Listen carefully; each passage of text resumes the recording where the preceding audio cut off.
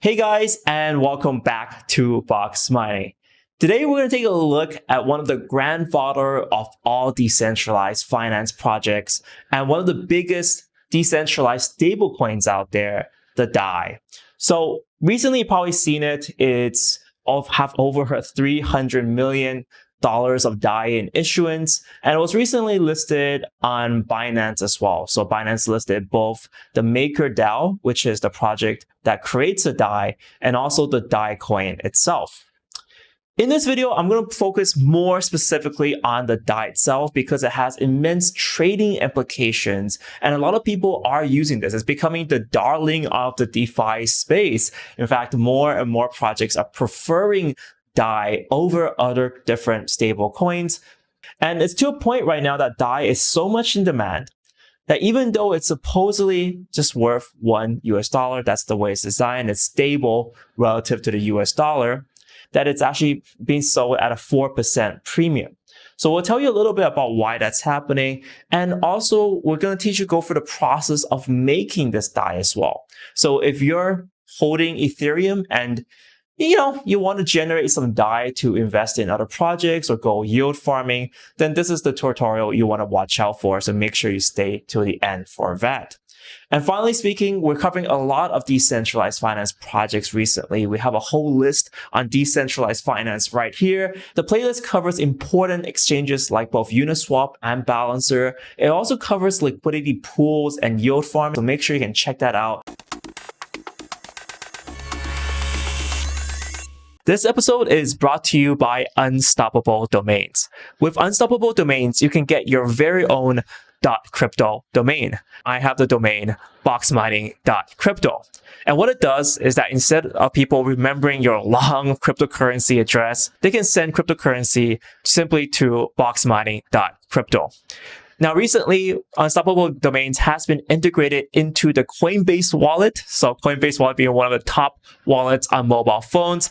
So now if you open the Coinbase wallet, and if someone wants to ever send me any cryptocurrencies, instead of typing that long address, they can immediately send it directly to boxmining.crypto, and it will just arrive directly into my account. Not only are they on Coinbase wallet, but they're on Huobi, Trust, My Ether wallet, all these wallets here. If you're interested in purchasing a .crypto domain, check out the link down below at unstoppabledomains.com. So let's start off with the idea of stable coins. This is extremely important in crypto, mostly for traders, because traders need to have the ability to enter or exit a position in Bitcoin, Ethereum, whatever coin they're holding, and they must have a way to, have access to something like the US dollar.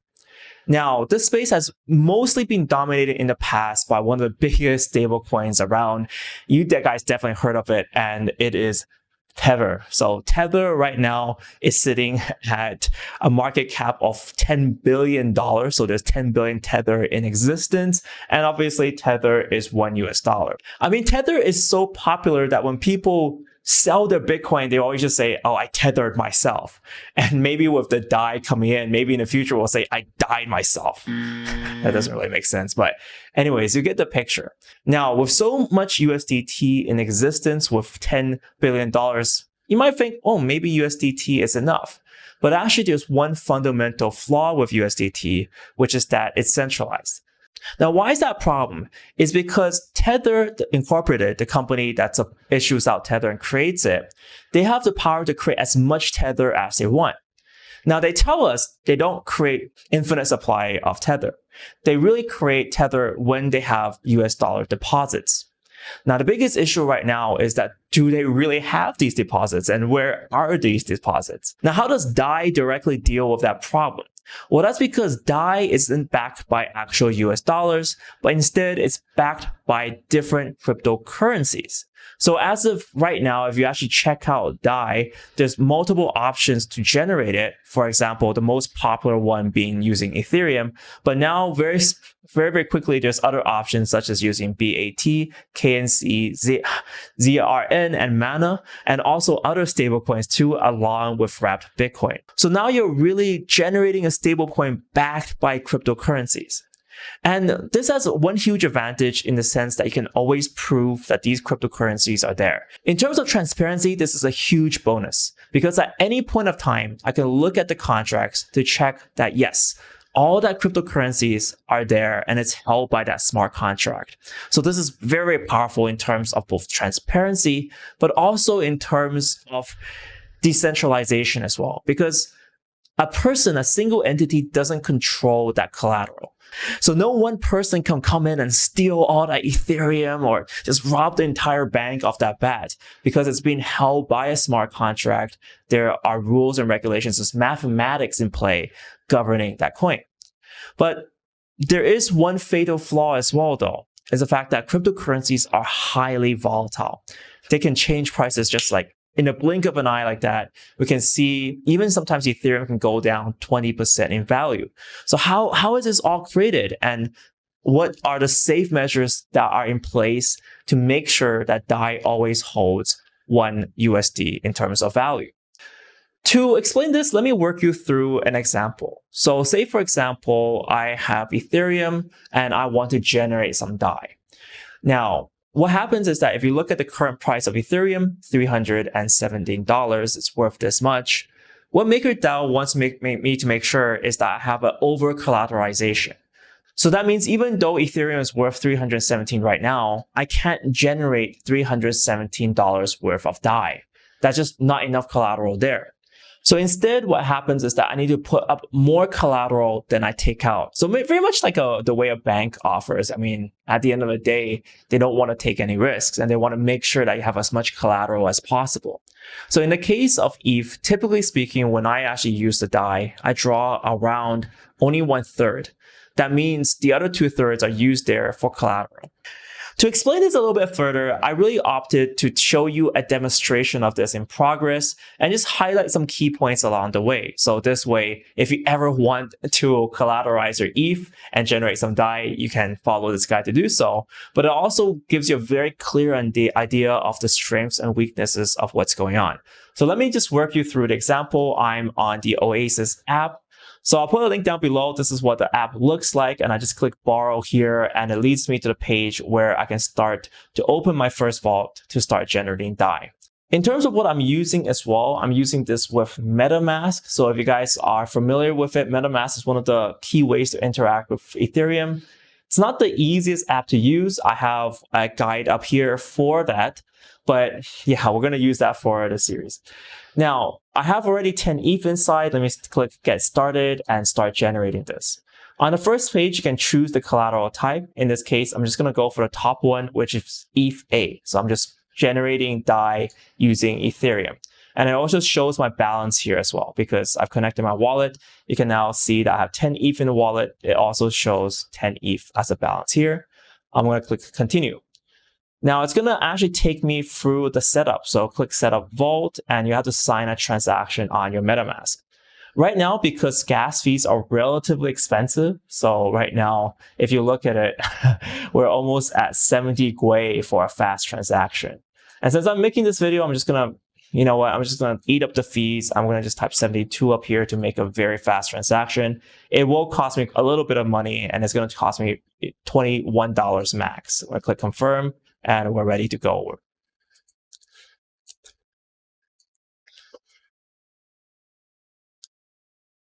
It always hurts when I spend $20 doing something like this. It's like, oh, this is just burnt. It hurts my heart. But anyways, let's see how it goes and progresses. All right, confirmed. Now that took almost 2 minutes. I think it's also important to note that the gas fee, the fee for this is actually less than the original quote, the maximum. So it ended up to be around $13.55 in terms of gas prices. So it's still expensive, but it's around roughly 60% of what the quote was, so 64%. So in terms of the contracts, not too interesting, just like success. Now we're ready to go to the next step. So now we have this finished. I'm just going to click the refresh. Oh, it has to wait for 10 confirmations too. So we'll have to wait a little bit of time to wait here. So whilst we're waiting, let me tell you a little bit about my podcast. So it's called Bitcoin Out of the Box. It's really about bridging that gap between privileged institutional investors and the rest of us. We have these amazing, insightful interviews, and they are pretty much free for anyone and can listen to it anywhere. So make sure you check it out. Perfect timing. We're done. We just configured the vault. We waited for the 10 confirmations for this to be possible, and we can click continue and go. Now, this is the main interface to generate the DAI. So we know that now we have roughly 9.95 Ethereum. So we have 9.95 Ethereum because we just used a little bit for the gas right now. So roughly that's worth $3,000. We're going to just deposit, let me just deposit 9 so I have enough Ethereum around. So I deposited 9 ETH. And now it shows you the maximum DAI I can generate. So this is the maximum that the system is going to allow me to generate. So if I type that in, so this is too much to be fair. So this is vault below the liquidation threshold. And this is one key part that you don't want to do. All right, so now that I put down 9 ETH, the maximum amount of DAI I can generate, it tells me here, is 1,005 DAI. But I don't really recommend it. I don't recommend you type the max because if the value of Ethereum drops, you're going to face liquidation. And this pretty much works in the same way that, say, a bank will work. Say if you collateralize your house and you take out a loan on your house, but what if your house prices drops? What if it keeps dropping? At a certain point, the bank's going to get scared and they're going to send those liquidators in and just sell off your house, maybe whilst you're inside. That's exactly what's going to happen on Ethereum as well. So on MakerDAO, instead of having a physical bank with real people inside, it's all based on smart contracts.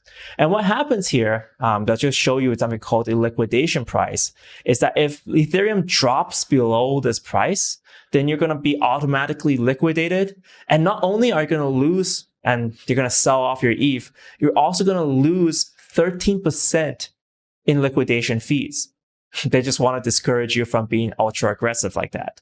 So right now, even with Ethereum prices sitting at $300.17, if you take out this much, yeah, you're going to get instantly liquidated and you're going to just start losing Ethereum and everyone's going to be sad.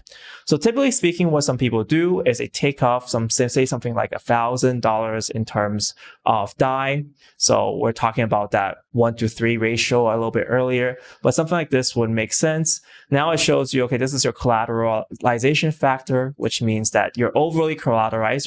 You're depositing more than you're taking out. And at the same time, it will also show you your liquidation price. So this is the price at which you will get liquidated. So you have to kind of almost remember this number. So if Ethereum does start dropping, you never want it to hit this number. You always want to return that DAI, the loan of that DAI, before it hits this number.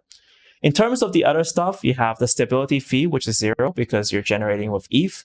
But on some other coins, you might be charged a fee as well for this transaction. And yeah, we're pretty much all set on these numbers here, and I'm good to go. So this is the final confirmation that this is happening. Agree, and you can now open the vault, create the vault, and start. Ooh, that's an expensive that's an expensive transaction yet again. I'm doing this for you guys. So let's type 73 actually. 73 gas because the gas is expensive right now. Let's confirm and start creating that vault. All right, this time was much faster. Confirmed. Let's see. View transaction details. Successful confirmation. Yet again, the actual gas usage was a little bit less, so it's at $13. Still a little bit steep though. I really hate paying anything more than $1 in fees. So anyways, let's exit. Vault is being created. Let's refresh this page rather. That makes more sense. All right, so now it's all done. You can see that on my wallet, the amount of Ethereum I have has been reduced. 9 ETH has been sent away. But I don't see my DAI token. And that's because for some reason, MetaMask doesn't add it automatically. So what I have to do, I just have to search for it, search for DAI, click next, and we got it. We also have the 1,000 DAI in my account right now, and I can spend it as I wish. I can transfer it to Binance. I can send it to a smart contract and trade with it on Balancer. Yeah, it's pretty much like just functionally as if it's $1,000 US sitting in my bank account. Now, the other interface, it also tells you here, I can come back to this vault at any time. It's quite important for me to do so because it also tells me the live feed of when my collateralization, how much collateral I have, and when my liquidation price is. So I have precisely 166.66. I'm not sure if that's a good or bad omen or not, but that's my liquidation price. So if Ethereum drops to this price, then yeah, I'm in trouble. If it drops below this price, I'm going to get liquidated. I'm going to lose. So someone's going to come in, take that Ethereum that I deposited at 9 ETH. They're going to sell it, pay back the DAI, and I'm going to eat 13% in fees. So you definitely don't want that happening. Now, at this point, if Ethereum goes up, I can take out additional DAI. So because Ethereum goes up in value, then I have more collateralization factor. I can come back and also generate more DAI. Or I can also pay back the loan. So if I have the payback option, I can just take back the entire amount and then boom, it's gone. And I can just withdraw my Ethereum as well. We talked about using a higher collateralization factor. So we have more ETH stored up in there to make sure that we don't face liquidation, but also at the same time, that DAI value holds constant because there's always more value worth of ETH in the vaults of MakerDAO. Now, what makes this special, obviously, is that it's done by smart contracts. So it's not held by a single entity or person. Rather, it's held by lines of code. Now, this has some very strong advantages, being it's more transparent. So we can see exactly how much is in those vaults. And of course, there's no one-party central party risk where someone just robs the whole thing. But at the same time, that being said, if this contract is not vetted correctly, if there are vulnerabilities in this contract, then hackers might try to take advantage of it. So this is one of the biggest ups and downs of using all these smart contracts. Lastly, I want to chime in a few views here. So for the longest time on this channel, I did not talk about the DAI or the MakerDAO. And this is because I was personally a little bit afraid of it. Because of the fact that I know cryptocurrency prices are so volatile. I survived through 2017 where there was a flash crash for one split moment of time when Ethereum prices fell to nearly zero. So if that was the case, then how much would DAI be worth? If all the Ethereum in the world can't save it, right? Now, of course, those are freak accidents, and that was mostly caused by a glitch on Coinbase. So as exchanges get better and as systems like this take place, these risks start getting reduced over time, which is why I'm talking about DAI now. So there's a drastic reduction in the risk of flash crashes. Second of all, I think it's very important to talk about DAI right now because we have more and more USDT being created, and that presents a huge risk. So right now at $10 billion worth of Tether in this world, it's too much power in one person's hands. And this is why having a decentralized stablecoin really matters at this current point. And it's getting a lot of clout for that exact same reason. There's more and more DAI being printed every day. Let me just show you the graph for that. So more and more people are locking up their ETH, minting DAI, and DAI is becoming trading at a premium because people are just loving it. So if you look at the 1-year chart, looking at the supply of DAI, you can see that growing over from 2017, it was only a very small amount, only 3 million. That sounds like nothing today. But right now we're pushing all the way up to 300 million. So 100 times more DAI being created as people become more and more confident in DAI. Now, something else, lastly, with DAI that's very interesting is tax. So I know this tax is very different around the world, but in some certain legal jurisdictions, when you cash out of crypto, you have to report it. So if you have exposure, you cash out from crypto to US dollar, you got to start reporting that and to the IRS or to the government, and you might get taxed on that.